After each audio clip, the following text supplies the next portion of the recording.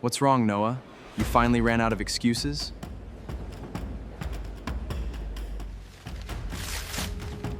Maybe your mother left because she couldn't stand your father. Take that back. Or what?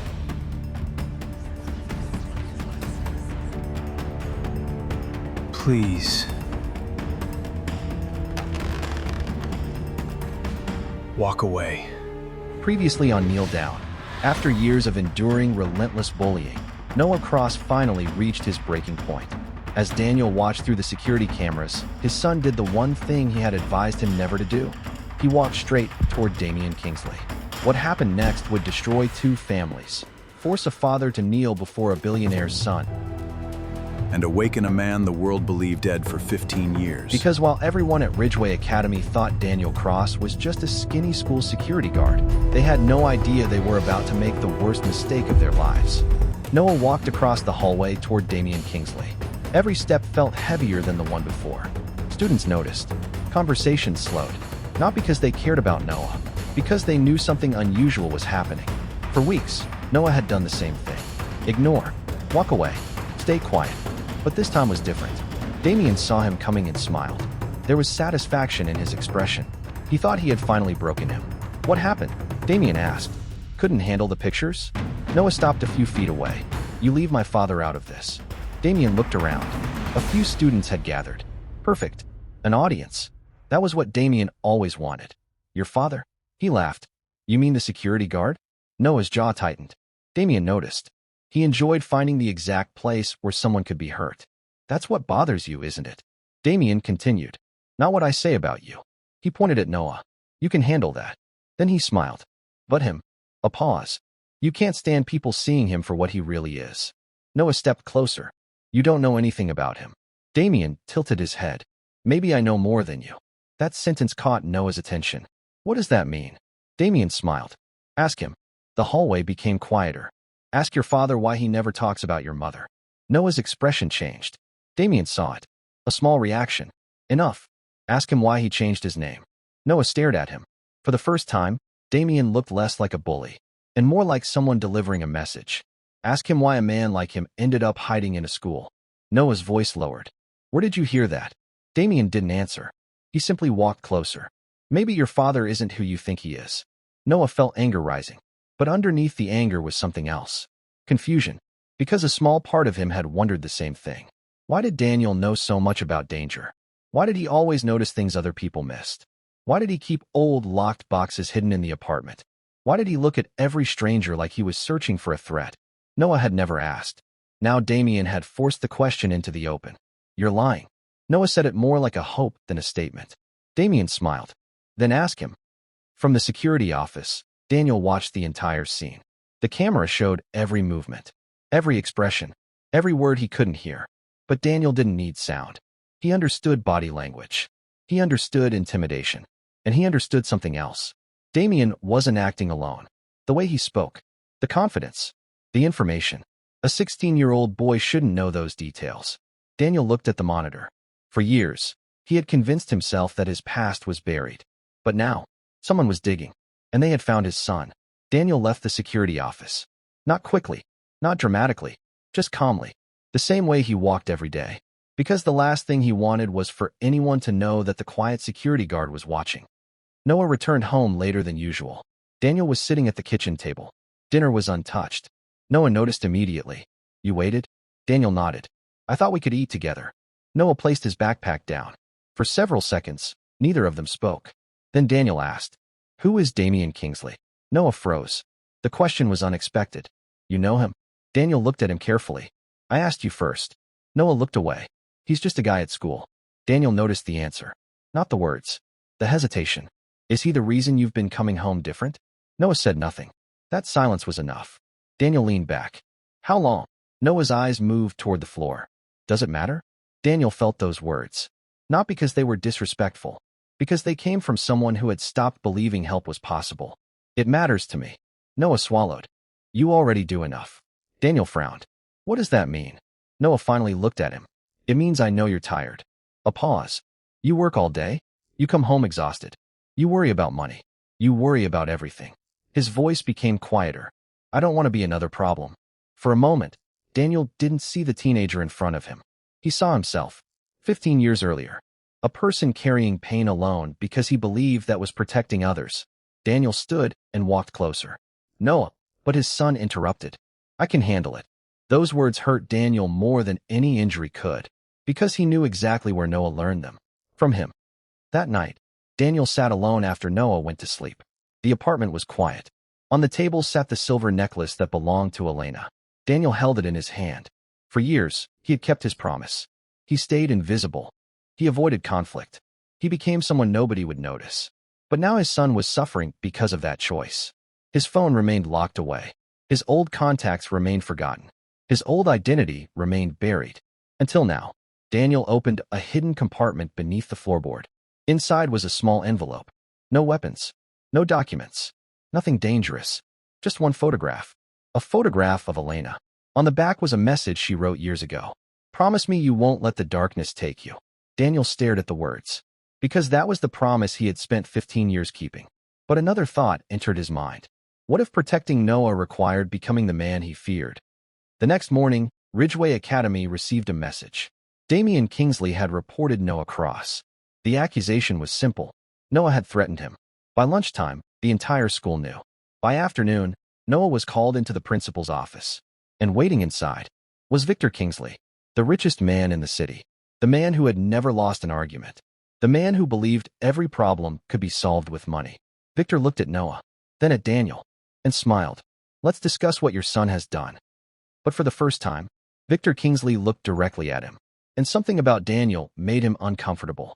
Because deep down, Victor felt like he had seen this man before. He just couldn't remember where. Victor Kingsley sat at the head of the conference table inside Ridgeway Academy's administration office. He didn't belong there. Everyone in the room knew it.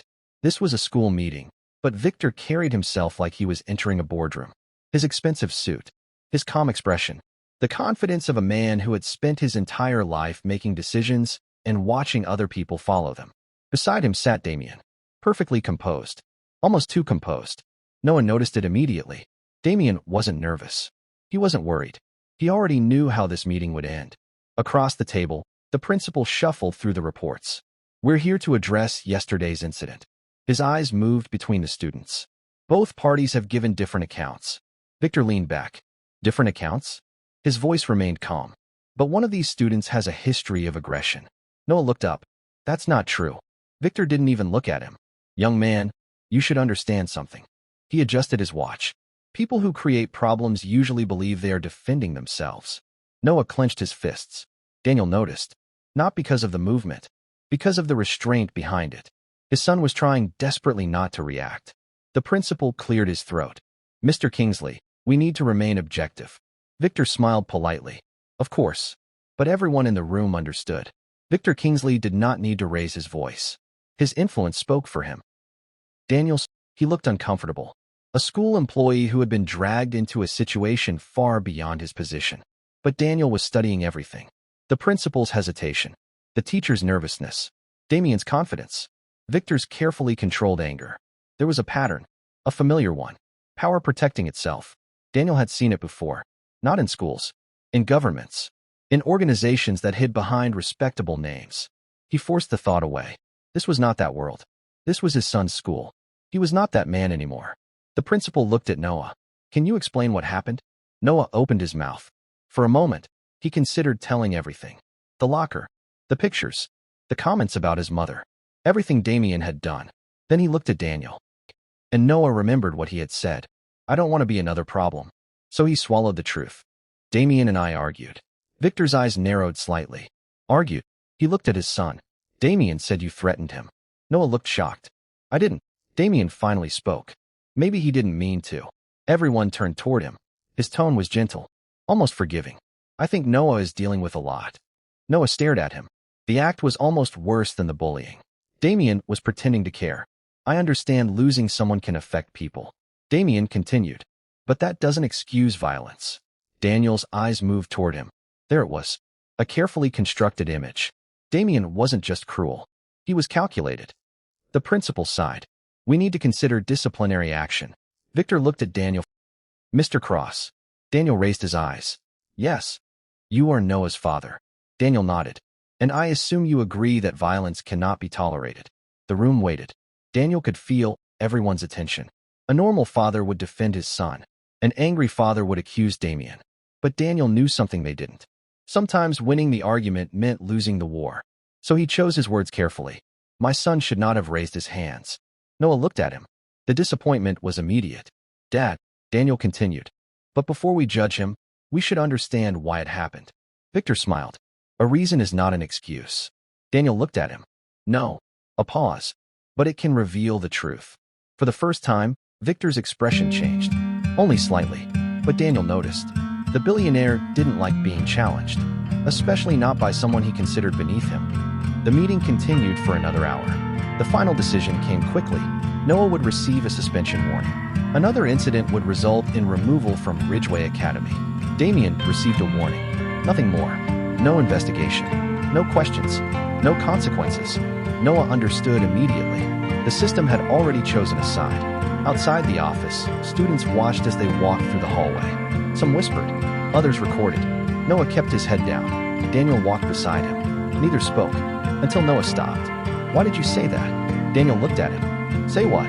That I was wrong. The hurt in Noah's voice was impossible to miss. Daniel took a breath. Because I don't want you becoming someone you aren't. Noah laughed quietly. Not happily. You think I don't know that? Daniel frowned. Noah, you always tell me to stand up for myself. He looked at his father. But when I finally do. A pause. You apologize. The words stayed between them. Daniel had no answer. Because Noah wasn't wrong. They reached the parking lot. Victor and Damian walked past them toward their vehicle. Damian glanced back. A small smile appeared. He had won. At least. That's what he believed. Victor stopped beside his car.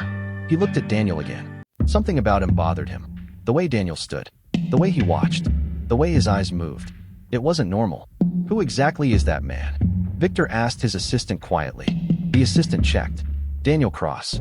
School security employee. Victor looked at him again. That's impossible. The assistant frowned. What is? Victor didn't answer. Because somewhere buried deep in his memory, he remembered a name. A name connected to a classified file. A name that was supposed to belong to a dead man. Daniel Cross.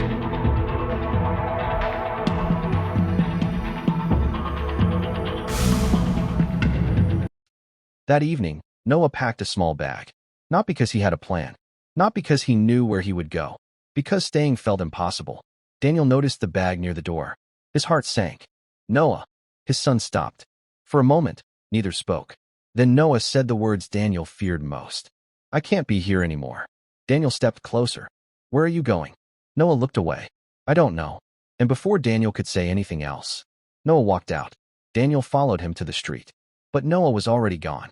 The father who had spent 15 years protecting his son could do nothing but watch him disappear into the darkness. And Daniel Cross realized something terrifying. The greatest threat to Noah had never been Damian Kingsley. It was the world that believed Daniel was too weak to fight back. Daniel stood outside the apartment building long after Noah disappeared. The street was quiet. Cars passed occasionally. Neighbors moved through their evening routines. The world continued as if nothing had happened. But Daniel felt the weight of one impossible truth. His son had left. Not because Noah hated him. Not because Noah stopped loving him. Because Noah believed leaving was easier than watching his father suffer because of him. Daniel knew that feeling. He had spent 15 years running from the same belief. That people were safer without him. And now his son had learned it too. Daniel returned to the apartment. The front door was still open. Noah's room looked exactly the same. The bed was made. Books sat neatly on the desk. The photograph of Elena remained where Noah had left it. Daniel walked toward it slowly. Then he noticed something. The silver necklace was missing. His hand stopped. Noah had taken it. The only thing that connected him to his mother. Daniel closed his eyes. A memory surfaced. Elena's her old apartment years ago. Her voice quiet. Promise me something. Daniel looked at her. What? If we ever have a child. She smiled. Don't teach him how to survive. A pause. Teach him how to live. Daniel had forgotten how much that promise hurt. Because he had tried. For 15 years, he tried to give Noah a normal life. But danger had found them anyway.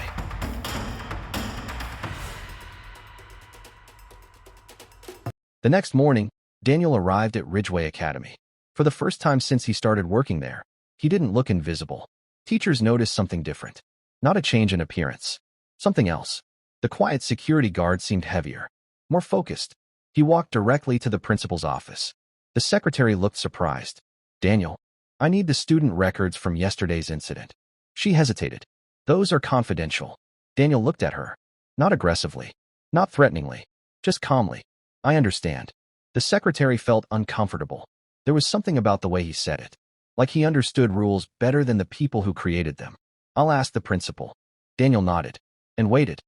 Inside the principal's office, Victor Kingsley was already there. The meeting wasn't supposed to happen. But Victor had arranged it. He sat across from the principal, discussing the school's reputation. "We cannot allow situations like this to damage Ridgeway's image." The principal nodded. "Of course." Victor looked through the disciplinary report. Then he saw something. Daniel Cross. The name bothered him. Again. How long has that man worked here? The principal looked confused. "Daniel?" "Yes." "About 5 years." Victor tapped the paper. "Where was he before that?" The principal searched the file. "Various jobs." "Which ones?" The principal scanned the document. "Warehouse worker. Maintenance. Security positions." Victor leaned back. Too ordinary. That was what bothered him. Men who were truly ordinary didn't disappear from records. They didn't leave gaps. They didn't make powerful people uncomfortable. "Find out everything." The principal looked uncertain. "About Daniel?" Victor nodded. "Everything." Daniel finally received the incident report.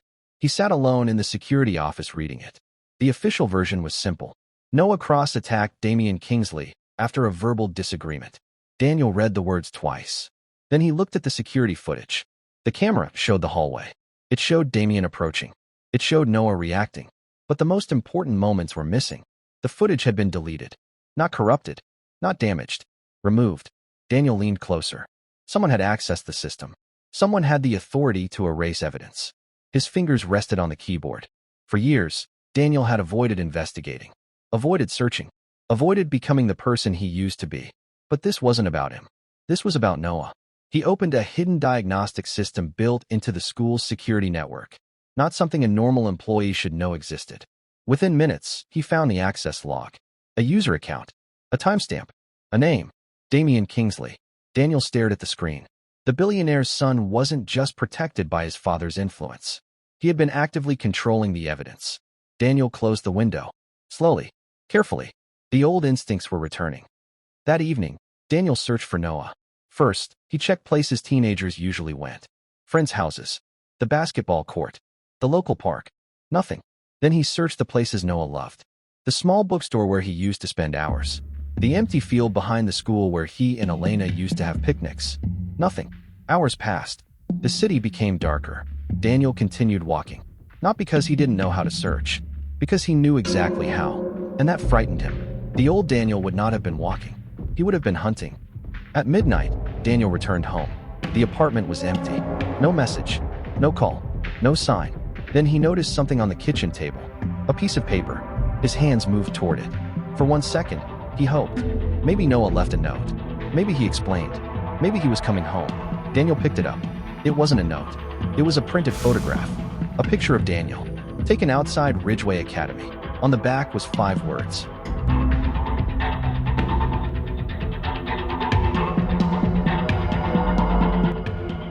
"You should have stayed invisible." Daniel stared at the message. The handwriting was unfamiliar, but the meaning was clear. Someone wasn't just watching Noah. Someone was watching him. The years of hiding. The quiet life. The carefully built identity. Someone had found all of it. Daniel placed the photograph down. Then he walked toward the locked cabinet hidden behind the bookshelf. The cabinet he hadn't opened in 15 years. His hand rested on the lock. He had spent years trying to bury Daniel Cross. But now, someone had forced him to remember him. The man who opened that cabinet was not the school security guard. It was the person the world believed was dead. And somewhere in the city, someone had just made the mistake of waking him up.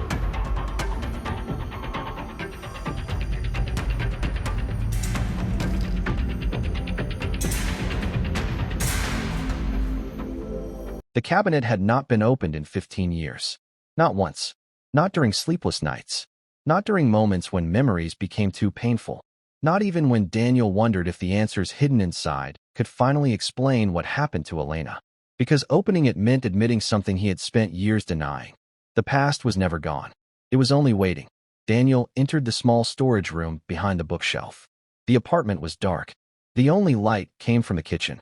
He knelt beside the cabinet and entered the combination, a sequence he had never forgotten. The lock clicked. Inside was a life that no longer belonged to him. A sealed envelope, a damaged passport, a small encrypted device, a photograph of people whose names had been erased from official records. And at the bottom, a black file with one word printed across the cover. Eclipse. Daniel stared at it.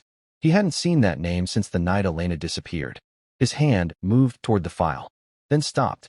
For a moment, he was no longer in the apartment. He was back 15 years earlier, running through a city he couldn't trust, watching people he called friends disappear, hearing Elena's voice telling him they would find a way out. Daniel closed the cabinet. Not yet. Noah came first. The next morning, Daniel returned to Ridgeway Academy. But this time, he wasn't looking for school rules. He wasn't checking cameras as an employee. He was searching for his son. He reviewed every available recording from the day Noah disappeared. The entrance, the parking lot, the nearby streets. Nothing. Noah left through the east gate. After that, nothing. Daniel replayed the footage. Again and again. A normal person would have seen a teenager leaving school. Daniel noticed what wasn't there. Noah's reflection in the glass doors disappeared 2 seconds before he walked out. The camera had been interrupted. Someone had created a blind spot. Daniel checked the system logs. The same access pattern appeared. Someone had manipulated the cameras. This wasn't a runaway. Someone wanted it to look like one. Daniel visited the police station that afternoon. A detective looked through the missing person report. Mr. Cross, your son is 16. Daniel sat across from him. Yes. Teenagers leave home. The detective closed the file. They get angry. They make mistakes. They come back. Daniel remained silent. The detective noticed. You don't believe that? No. Why?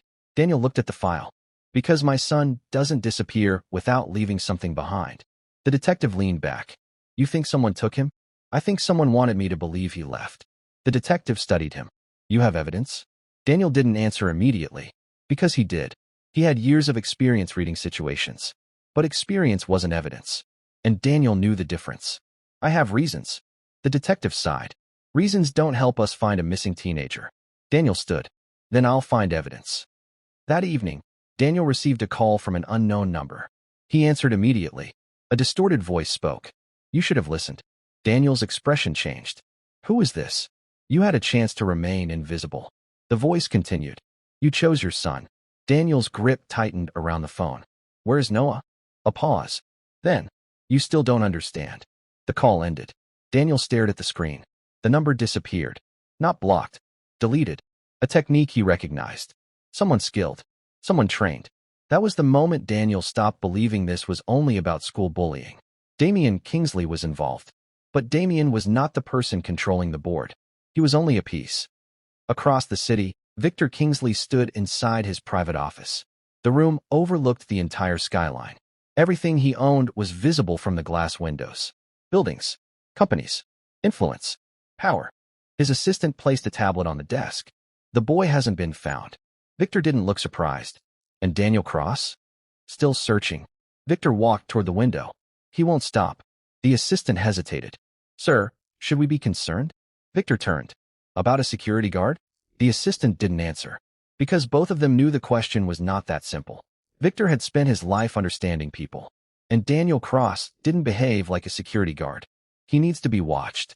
The assistant nodded. Should we remove him? Victor considered it, then shook his head. No. A faint smile appeared. Not yet. Later that night, Daniel sat alone inside his apartment. The missing person report was on the table. The photograph with the message was beside it. And in front of him, the black eclipse file. He finally opened it. Inside were documents. Names. Dates. Photographs. Then he saw something that made him stop. A photograph from 15 years earlier. A woman standing beside a group of unknown people. Elena, his wife. Daniel stared at the image. For years, he believed Elena was a victim. Someone taken by the people hunting them. But the photograph raised a terrifying possibility. She wasn't just connected to Eclipse. She was involved. Daniel turned the page. A single sentence was written across the document. Subject, Elena Cross, status unknown. Below it was a date. The same day she disappeared. Daniel read the words again. His entire life had been built around finding the person who took Elena away. But what if the truth was something else? What if Elena hadn't been taken? What if she had been running from him? Before Daniel could process the discovery, his encrypted device suddenly activated. A message appeared on the screen. One sentence. Your son is alive. Daniel stared at the screen. Then another message appeared. But you are running out of time. For 15 years, Daniel Cross had hidden from the world. Now the world had found him, and it had taken the one person who could bring him back. Daniel stared at the message on the encrypted device. Your son is alive. For 15 years, he had trained himself to control his emotions. Fear, anger, grief. Every feeling had a purpose, and every reaction had a consequence. That discipline had kept him alive. But seeing those words changed something. Not because he was relieved, because whoever sent the message wanted him to know Noah was alive. They wanted him to hope. And hope could be used as a weapon. Daniel typed one response. Who are you? The screen remained blank. Then another message appeared. Someone who knows why they took him. Daniel's eyes narrowed. Where's my son? A few seconds passed. Then, find the truth about your wife. The device went dark. Daniel sat motionless. Not from shock. From calculation. Someone wanted him looking backward. Someone wanted him investigating Elena. But why? If Noah had been taken by someone connected to Eclipse, then the answer wasn't in the present. It was buried 15 years ago. The next morning, Daniel returned to the school. But he didn't enter through the main entrance. He walked around the building first, observing. A normal person would have seen a school.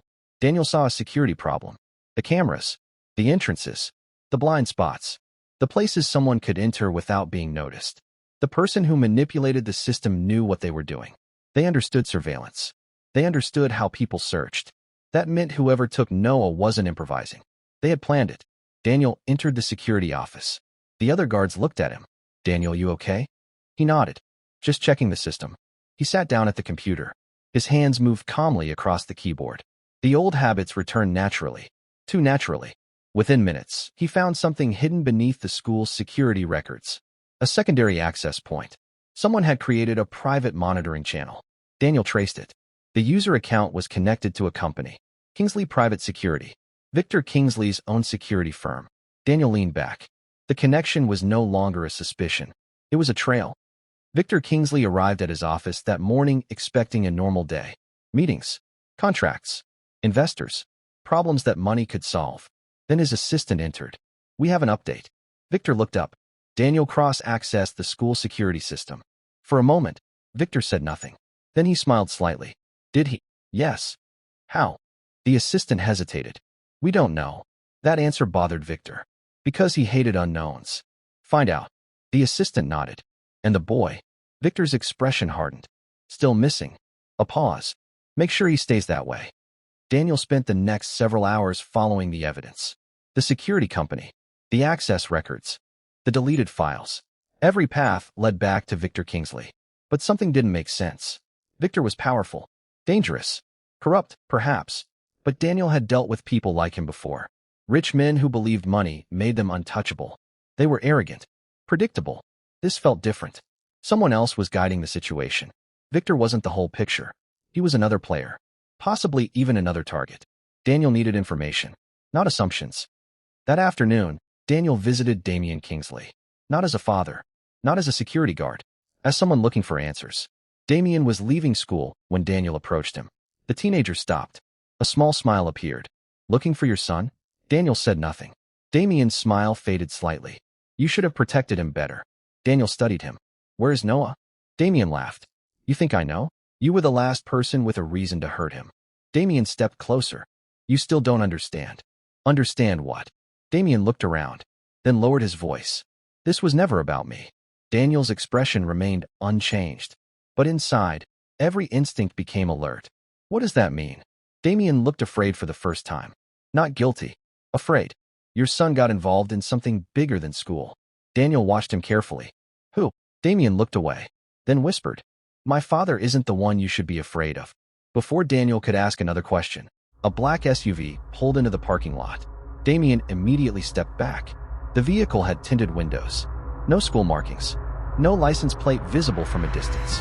Daniel recognized the type. Professional. Controlled. Someone had arrived to end the conversation. Damian looked at the SUV. For the first time, The billionaire's son looked like a frightened teenager. I shouldn't have talked. Then he walked away. Daniel watched the SUV. The passenger door opened. A man stepped out, not wearing a uniform, not trying to hide, just standing there, watching Daniel. Then the man said one sentence.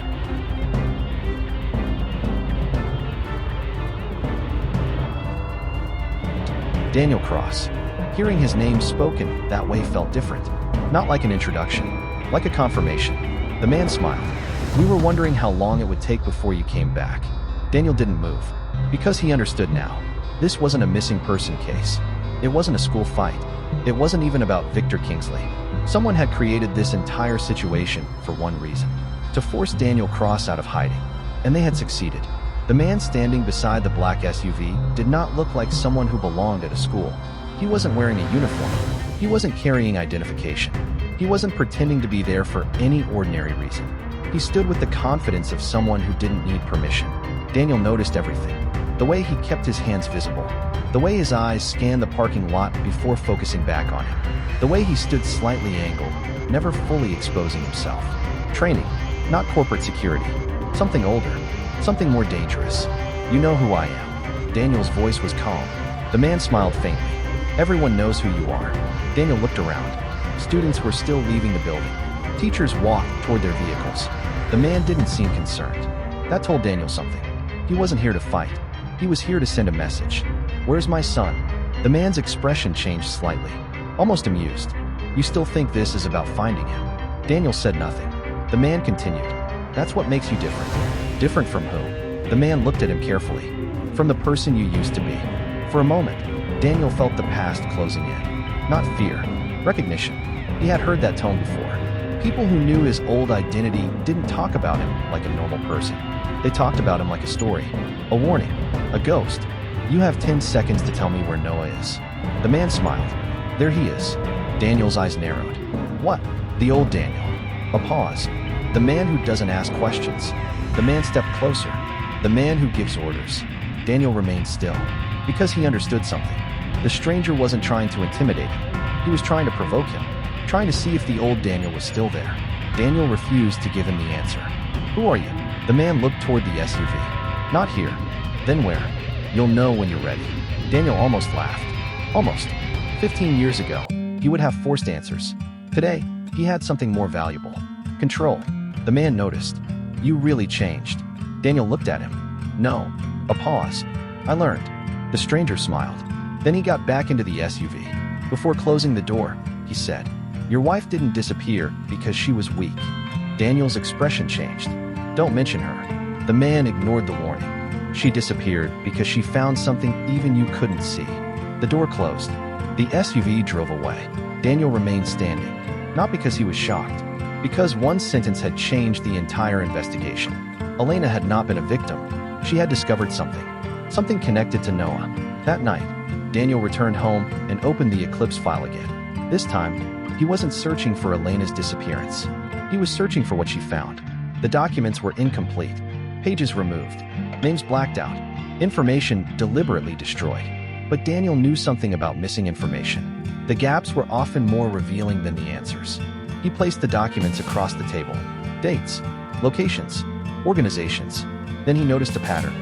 Every major event connected to Eclipse happened near one place.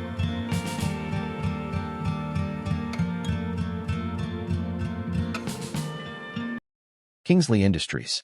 Victor Kingsley's empire. Daniel leaned back. The billionaire wasn't just a powerful businessman. He was connected to the same shadow that had destroyed Daniel's life. But why? And why take Noah? Across the city, Victor Kingsley watched security footage from his private office. On the screen was Daniel. The security camera had captured his conversation with the stranger. Victor watched silently. His assistant stood nearby. Do you know him? Victor didn't answer. The assistant looked at the screen. Sir. Victor finally spoke. Years ago, he stopped. The memory bothered him. There was a man. Who? Victor looked at Daniel's image. Someone who could destroy entire organizations without firing a single shot. The assistant frowned. And Daniel Cross? Victor's face remained serious. Daniel Cross died 15 years ago. The assistant looked confused. Then who is that? Victor didn't answer. Because for the first time in years, he was afraid of a man who technically didn't exist. Daniel spent the next day following another lead. The stranger's SUV had disappeared from every camera in the area. Professional, but not perfect. Daniel found one small mistake. A reflection. A license plate visible for less than a second. It belonged to a vehicle registered under a private company. A company with no public records. But Daniel recognized the name. A shell organization, used by people who wanted money to move without fingerprints. He traced the company. The result appeared. A location. An abandoned industrial building outside the city. Daniel stared at the address. He knew better than to walk into a trap. But he also knew something else. Every minute mattered. Noah was somewhere. Waiting. Alone. And Daniel couldn't afford to be the man who watched another person disappear. Not again. Before leaving, Daniel opened the hidden cabinet one more time. This time, he removed something. A small device. Nothing impressive. No weapons. No dramatic equipment. Just an encrypted drive. The last remaining copy of information Elena had helped him protect. Daniel held it for a moment. Then he whispered, "I promised I wouldn't become him." A pause. "But I never promised I wouldn't find my son." He closed the cabinet, locked the apartment, and walked into the night. The school security guard was gone. The ordinary father was gone. For the first time in 15 years, Daniel Cross stepped back toward the world that had tried to erase him. And somewhere in the darkness, someone was waiting for him to return.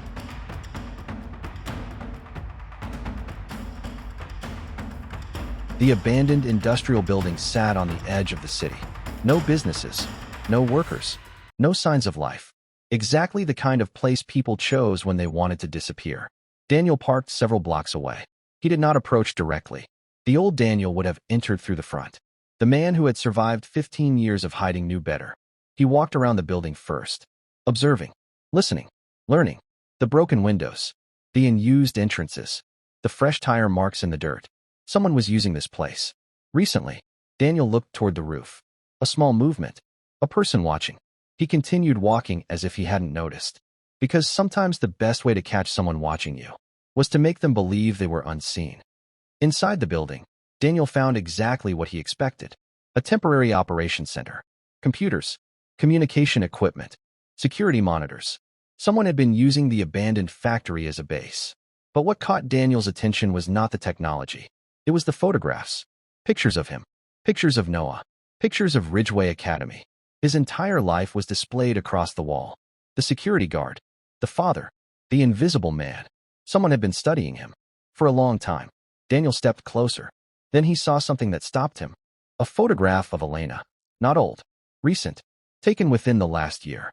Daniel picked it up. His hands remained steady. But something inside him changed. For 15 years, he had searched for proof that Elena was alive. Now he had it. But the question was no longer whether she survived. The question was why she stayed hidden. A sound came from behind him. Daniel turned.